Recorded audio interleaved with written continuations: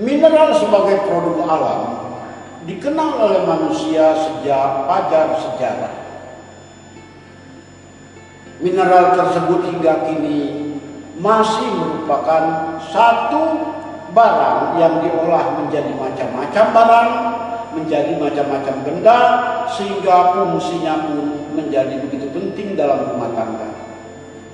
Kaca adalah salah satu bentuk mineral.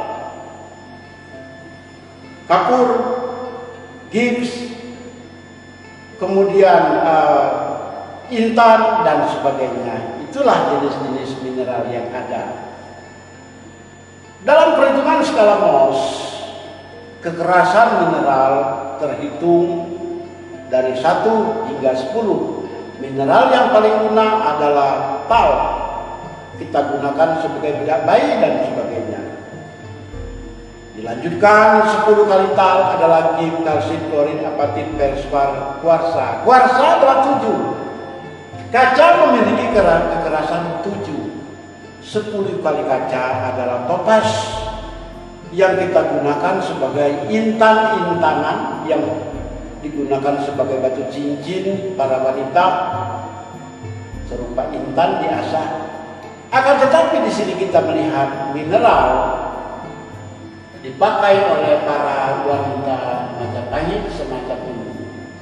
Mani-mani ini terbuat dari bahannya adalah mineral dengan kekerasan lebih kurang 100 kali kaca atau kekerasan korundum. Kekerasan yang paling utama adalah kekerasan intan 1000 kali kaca. Akan tetapi 1/10 kali intan adalah mineral-mineral semacam ini. Mineral yang dipakai para wanita semacam ini itu dikenal pada begitu banyak pada zaman Majapahit. Tentu saja teknik pengasahan pada zaman Majapahit tidak semodern sekarang, sehingga tampak warnanya masih begitu alami. Pengasahan pada zaman Majapahit hanya terbatas kepada bentuk, bukan penghalusannya. Apabila mineral-mineral yang dipakai para wanita ini dihaluskan, tentu dia akan berkilau lebih indah dari sebuah mata cincin yang kita kenal sekarang. Namun demikian, oleh karena ini adalah peninggalan lama, mineral ini tidak kita asah sedemikian rupa. Yang kita kenakan pada wanita semacam ini, kalau mineral ini hanyalah apa adanya. Seandainya yang biru itu pun kita asah, tentu dia menjadi berkilau demikian rupa, menjadi batu cincin biru yang sangat berharga. Tetapi itu tentu saja tidak kita lakukan. Karena apa? Karena kita menginginkan penampilan wanita Majapahit seperti apa adanya. Di sini kita bisa melihat bahwa dari keseluruhan mineral yang banyak ini, semuanya memiliki motif yang berbeda-beda. Dan ini adalah perhiasan yang sangat berharga. Tentu di zaman Majapahit pun ini pun merupakan simbol status pemiliknya, pemakainya selain emas. Makin indah sebuah mineral, makin tinggi harga dan martabat wanita tersebut di muka publik. Dan publik pun segera menyadari siapa pemakai dari mineral tersebut. Tentu tidak semua mineral atau semua kalung tersebut terbuat dari mineral. Ada yang terbuat dari terakota, seperti yang digunakan wanita yang sudah sama itu tembikar.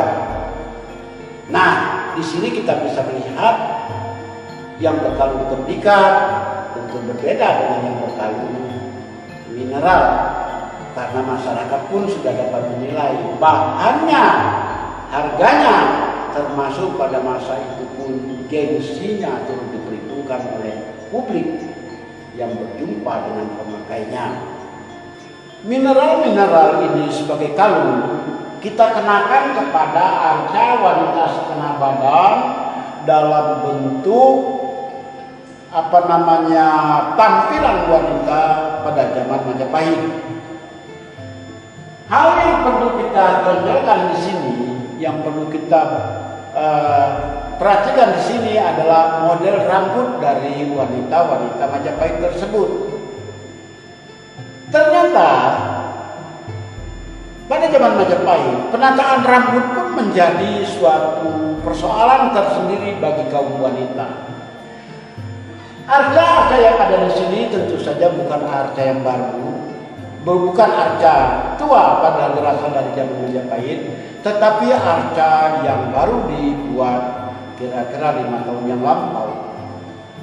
Rujukannya adalah tampilan figurin pada zaman Majapahit, sehingga model rambut yang digunakan di sini adalah model rambut yang kita temukan pada banyak figurin Majapahit. Setelah figurin tadi dalam bentuk yang besar semacam ini, dapat kita lihat bahwa pada zaman Majapahit pun model rambut menjadi sesuatu yang mengundang gengsi tersendiri bagi para pemakainya. Kita lihat model rambut semacam itu adalah model rambut para bangsawan yang tersisir rapi dan dibentuk pada bagian atas keningnya. Dari sini kita dapat melihat wanita tersebut jelas wanita yang senantiasa mengutamakan penampilannya. Dan wanita-wanita yang lain pun kita lihat memakai rambutnya digelung sedemikian rupa sehingga menambah kecantikan wanita-wanita tersebut. Bentuk umum sebetulnya dari model rambut wanita Majapahit adalah model rambut yang disambung ke samping semacam itu. Samping semacam itu adalah model rambut yang paling umum, ditambah dengan aksesoris berupa subang, hiasan telinga. Hiasan telinga rata-rata hiasan telinga yang begitu besar dibandingkan dengan kupingnya, dengan telinganya. Dan disinilah kita bisa melihat kembali kepada tadi, status simbol wanita tersebut tertampilkan lewat model rambutnya maupun lewat anting-anting atau subang yang dia pakai.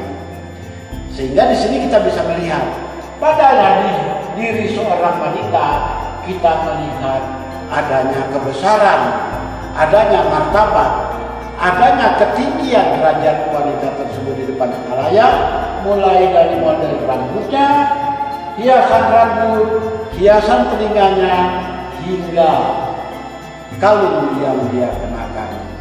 Demikian sebenarnya pada zaman dahulu wanita bangsa Indonesia pada zaman Majapahit telah mampu menghias diri sehingga tampil sangat berderajat, sangat bermartabat di depan khalayak.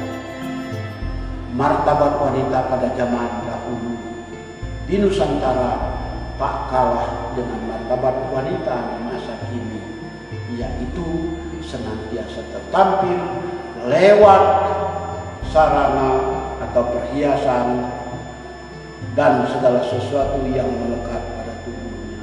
Itulah wanita pada